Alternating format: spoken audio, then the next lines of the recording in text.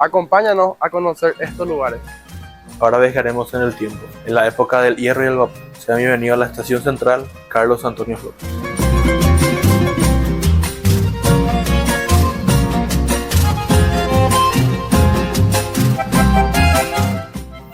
Bandada construida por don Carlos Antonio López, esta estación es testigo del desarrollo industrial del Paraguay.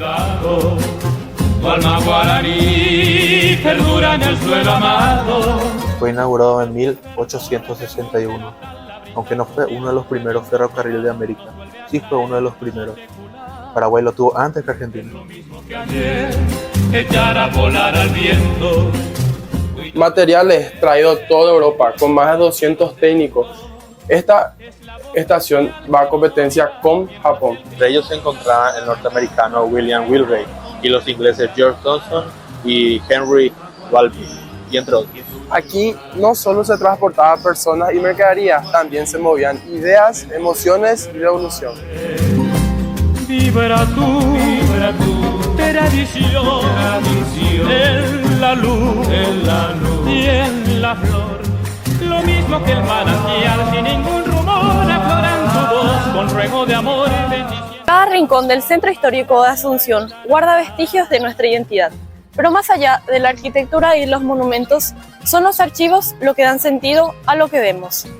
Hoy estaremos recorriendo algunos lugares turístico-históricos de nuestro país, en donde la historia y los archivos se entrelazan. Acompáñenos. De agosto del año 2025 nos encontramos visitando la Plaza Uruguaya, originalmente conocida como Plaza San Francisco, hoy en día tiene el nombre oficial de Plaza República del Uruguay. Esto en agradecimiento al país que condonó la deuda de guerra, como así también devolvió trofeos de guerra.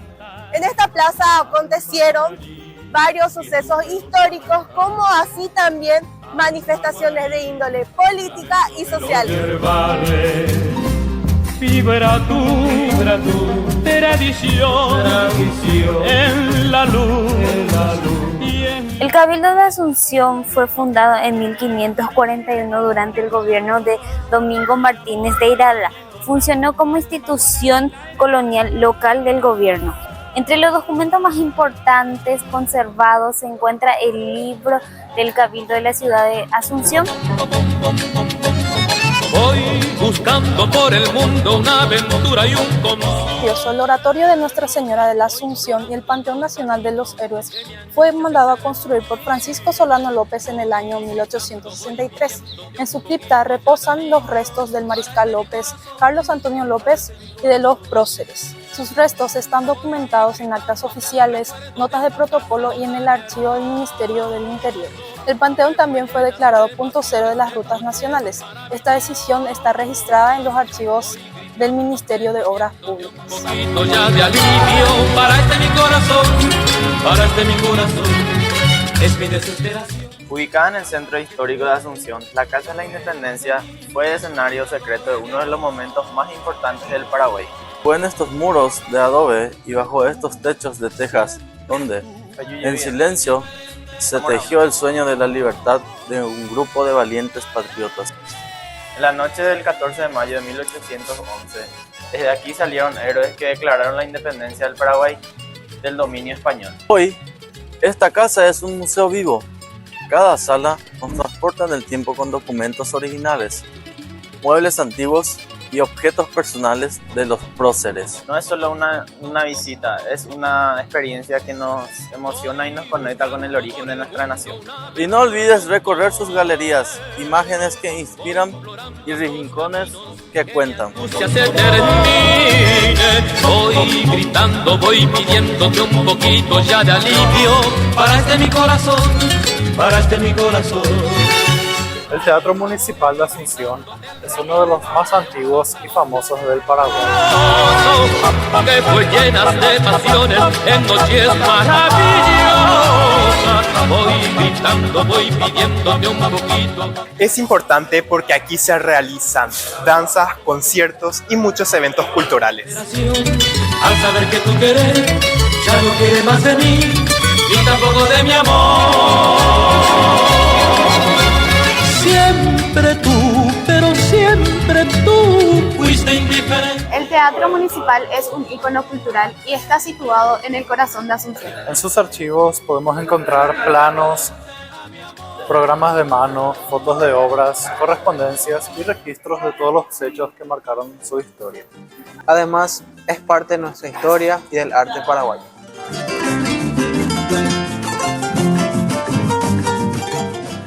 Como estamos en la capital, es de suma importancia recorrer esos 3 lugares históricos, culturales de nuestro país. Estos 3 lugares son la Manzana de la Ribera, la Catedral de Asunción y también el Museo Juan Bogarín.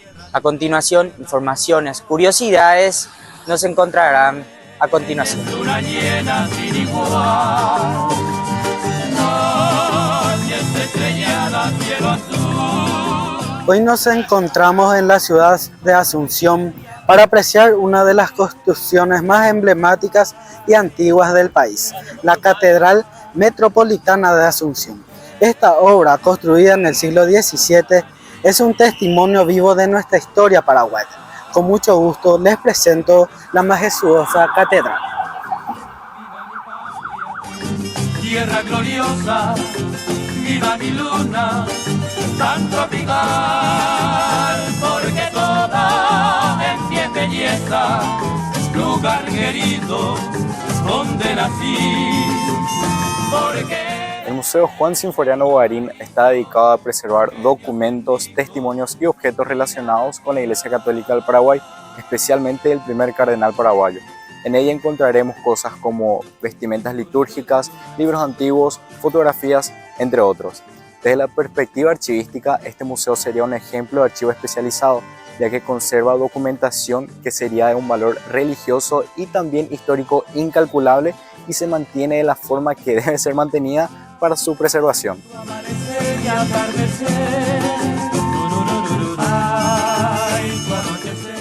La Manzana de Ribera es un conjunto de 9 casas históricas que se datan desde el principio del siglo XVIII hasta el siglo XX. Hoy funcionan como museos y bibliotecas y salas de exposición en archivos de municipios. En este espacio se permite, gracias a la archivística, poder resguardar las fotografías y los antecedentes en la ciudad, y se permite desarrollar en la zona urbana y social. Donde nací, porque eres el paraíso que Dios bendijo, mi nación. El Archivo Nacional de Asunción es uno de los repositorios documentales más antiguos e importantes de América del Sur, fundado el 16 de septiembre de 1541. Es considerado el primer archivo organizado del Río de la Plata y custodiada más de 2 millones de documentos que abarca desde el siglo XVI hasta nuestros días.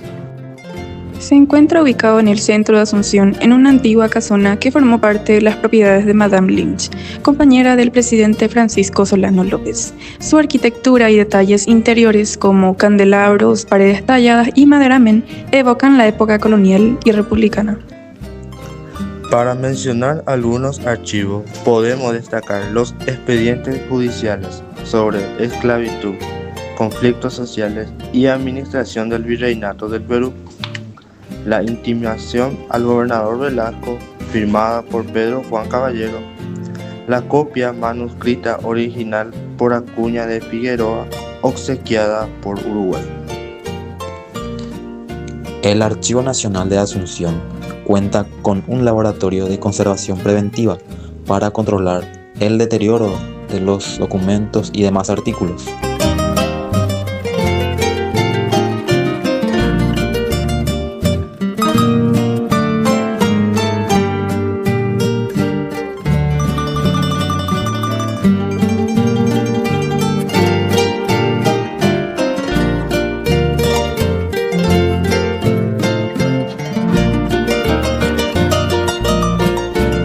También se está implementando la digitalización de archivos nacionales e históricos, permitiendo una consulta más efectiva desde cualquier lugar.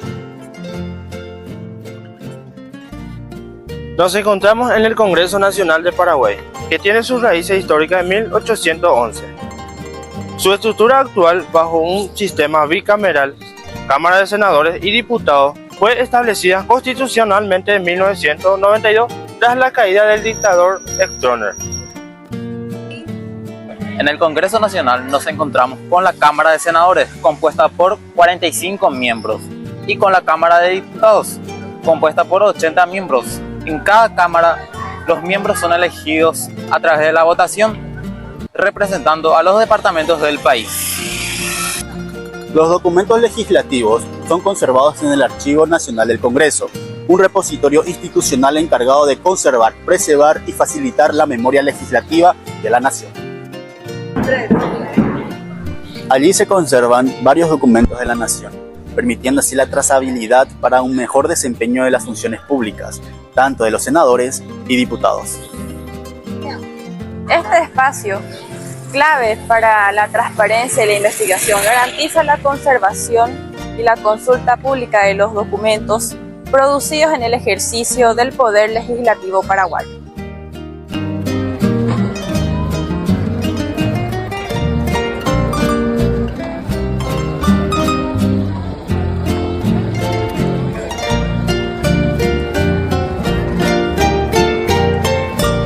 Nos encontramos en el Museo Naval del Paraguay, que preserva la historia marítima y militar del país, con énfasis en su participación en la Guerra del Chaco y la guerra contra la Triple Alianza.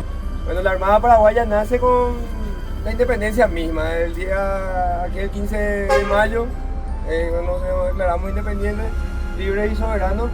Ya contábamos ya con embarcaciones en el agua. Desde épocas remotas se sostiene que los guaraníes en aquella época ya navegaban por la agua del río Paraguay, ya conseguían chatas, pequeñas embarcaciones con remo. Ellos ya como eran nómadas, como iban de un lugar a otro, ellos iban buscando llegar a otro lugar. Entonces ahí nace lo que es la embarcación y de repente las herramientas para después tener una armada nacional. Fue la independencia, viene el gobierno de don Carlos Antonio López, que era un innovador, alguien que le gustaba crecer, enviado oficiales a Europa. Se crearon los primeros amarraderos en Asunción, se construyeron barcos acá en la época de Carlos Antonio López. Cuando vayan al museo que queda acá en Sajonia, a unos kilómetros, van a ver así, está específicamente detallado los comuneros, se llamó el primer barco que se hizo en Paraguay y en Sudamérica, tengo entendido. Y varios más, ¿verdad? Que después fueron aniquilados todos en la guerra contra la Triple Alianza, nos quedamos sin embarcaciones. De ahí, la guerra contra la Triple Alianza, nos quedamos devastados, la Armada se quedó prácticamente sin recursos y nos fuimos creciendo como nos caracteriza, ¿verdad? Llega una época, un periodo el presidente Pedro Bullari ya estaba ya con pequeños acontecimientos ya listos para una guerra inminente. Entonces lo que hace Pedro Bullari es contratarle o hablar con un teniente, en ese entonces era teniente corbeta, José Bozano, vamos a verle después ahí en el museo. José Bozano era un profesional naval, un oficial naval que se fue a recibirse en la Universidad de Massachusetts con la carrera de Arquitectura Naval e Ingeniería Naval. ¿Qué hace en su tesis para egresar de la universidad? Él hace un plano de un barco, de una embarcación, para recibirse, ¿verdad? Años después, Bullari conversa con él, le dice si se puede poner su proyecto de tesis a consideración, anda en Europa a buscar una empresa que pueda construir esta embarcación, que es la que estamos viendo ahí a la derecha. Bueno, ¿qué hace Bozano? Se va a Europa buscando precio por sobre todas las cosas y calidad. Llega hasta Italia a un amarradero que se llamaba Odero Terni. Este amarradero era una empresa que estaba empezando, no tenía mucha fama todavía en la época, pero Bozano habló directamente con los gerentes, los profesionales, y le dijo, bueno, tráeme tu dinero acá, yo te voy a hacer el barco. Te voy a hacer este barco, por el precio uno te voy a dar 2 barcos. Entonces ahí nace los gemelos, Cañonero Paraguay y Cañonero Humaitá. Y la condición era que si se botaba la obra, y fondeaba, o sea que no flotaba, Bozano y todo el gobierno paraguayo tenía que dar de baja lo que se invirtió, porque no era seguro su plano. Los mismos personales del amarradero no confiaban tanto en sus planos. ¿Por qué? Porque la densidad del agua del mar es distinta a la densidad del agua dulce, y en ese entonces todavía no había buques que navegaban de Europa a Asunción o a cualquier parte de Sudamérica, todavía no había ese esa navegación de agua dulce a agua salada. Era algo que todavía no se vio en ese entonces. Entonces el teniente Bozano se animó, ¿verdad? Tenía algo en mente él preparado que no le contó tampoco a nadie. Entonces se construyó. ¿Qué pasa? Al llegar al río de la Plata, manda a cambiar la quilla. La quilla es la parte más baja del buque, que es lo que le mantiene equilibrado al buque. Entonces él ya tenía como opción eso, mandó cambiar, entraron a agua dulce y navegaron tranquilamente. Todos se quedaron sorprendidos, ya sean los brasileños, porque todas las cosas estaban... Y porque Brasil en ese entonces le había ofrecido a Bolivia una flotilla para usar en la guerra del Chaco. Cuando ya la guerra era inminente, entonces una flotilla le iba a ceder, le iba a donar a Brasil. Cuando ven majear 2 cañoneros de esta magnitud, en ese entonces fue el 1931, el 5 de mayo de 1931 llega a la bahía de Asunción. Y bueno, y ven en esa época y ya prácticamente a manera de persuadir por sobre todas las cosas.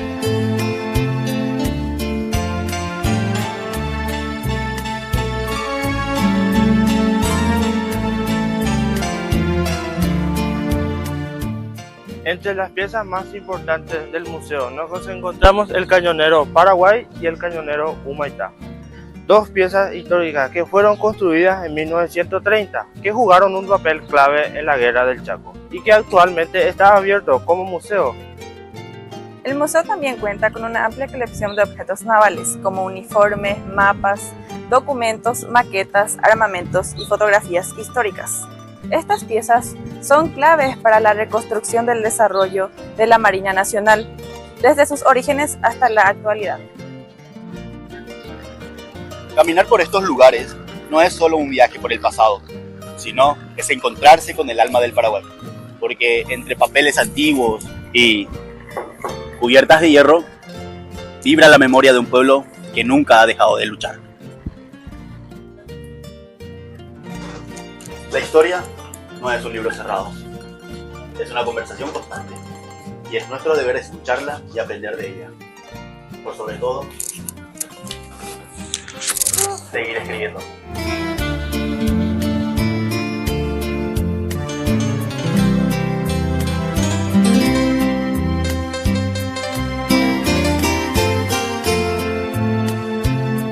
Paraguay no solo guarda su historia en libros o museos, algunos de sus edificios más emblemáticos son verdaderos archivos vivos, que nos cuentan quiénes fuimos y quiénes somos.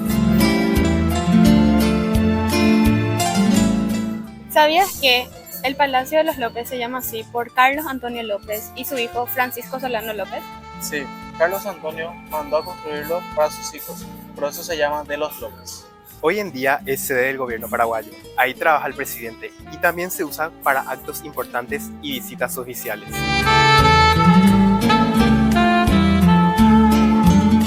El Palacio de los López, sede del gobierno paraguayo, no es solamente un símbolo de poder. Sus muros ocultan secretos e historias sobre su diseño y construcción, además de su evolución a lo largo de los años. A lo largo del tiempo, el Palacio de los López fue restaurado numerosas veces. Se recuperaron pinturas, murales y demás artefactos originales de la construcción. Además de que su rol como construcción ha evolucionado a lo largo del tiempo en distintas funciones. En los archivos podemos ver los planos originales, con diseño neoclásico. La escalera principal de mármol, por ejemplo, sigue siendo uno de los elementos más icónicos del edificio. Donde se han realizado actos históricos, recepciones y cambio de mando. Incluso hay archivos que muestran de cómo ha cambiado la oficina presidencial. El mobiliario original del palacio era de estilo francés. Madera tallada, bronce, espejos y estatuillas, muchas de ellas traídas desde Europa. Cada pieza habla del gusto de la época.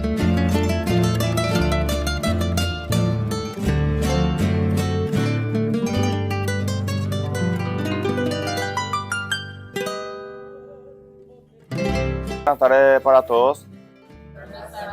Yo soy el suboficial de primera máquina y motores Derli Aquino. Bueno, le estaré dando una pequeña reseña histórica de lo que fue Vapor Quest.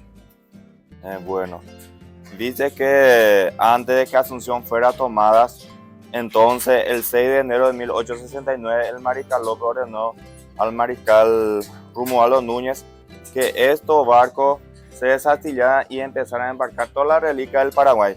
En síntesis, acá tenemos 6 barcos. Estos 2 lo que se pudo restaurar y estos 4 ya no. Su estructura era de madera. Bueno, entonces el 6 de enero de 1869 ellos zarpaban la bahía de Asunción rumbo al norte, o sea, agua arriba por el río Paraguay. ¿Qué fue lo que pasó entonces? Dice que le estaban persiguiendo a corta distancia la tropa aliada a estos navíos. Entonces, ¿qué hicieron ellos? Ellos entraron en el río Mandubiná, que está ubicado a 50 kilómetros de la bahía de Asunción, agua arriba. Ellos entraron con la intención de esconderse en el Mandubiná, pero al fin y al cabo prosiguieron la navegación y llegaron acá, navegando. Entonces ellos salieron en enero de Asunción y llegaron acá en agosto. Justamente este 18 de agosto se recuerda el acto de inmolación en Vaporcué. ¿Por qué el acto de inmolación en Vaporcué? En sí, acá no hubo batalla. Ellos, por ejemplo, lo que hicieron fue hundir y quemar estos barcos. Es un sacrificio que hicieron para que no caiga en manos del enemigo estos barcos. Como le estaba mencionando, en esto supuestamente venía toda la reliquia del Paraguay. Preservar estos archivos y lugares históricos nos ayudan a mantener viva nuestra identidad y por supuesto también el legado para las futuras generaciones.